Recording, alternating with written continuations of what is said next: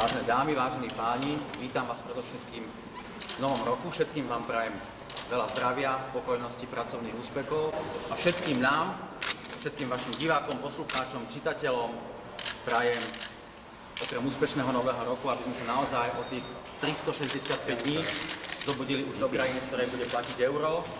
Na rozdiel od iných krajín Slovensko má ako jediná krajina v regióne stanovený realistický termín zavedenia eura 1. január 2009. Doteraz všetky naše kroky vedú k splneniu tohto termínu. Nie sú žiadne známe rizika, ktoré by splnenie tohto termínu ohrozovali. Rok 2008 je rokom posledných najintenzívnejších príprav, rokom veľmi intenzívnej informačnej kampane pre slovenskú verejnosť, ktorej súčasťou je tento dnešný symbolický akt strihania metra, takže naozaj už len tých 365 dní, keďže máme prestupný rok, nás delí od zavedenia eura.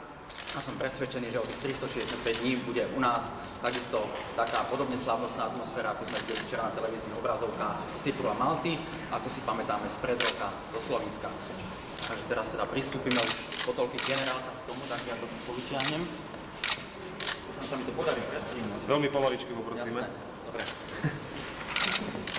Dobre. Uvádza nás. Aj sem dole, dole. Výborne. Pomaličky, super je to. Aj dole.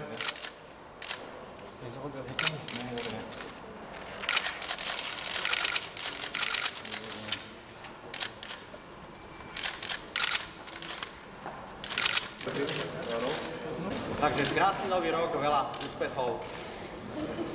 Ďakujem vám všetkým.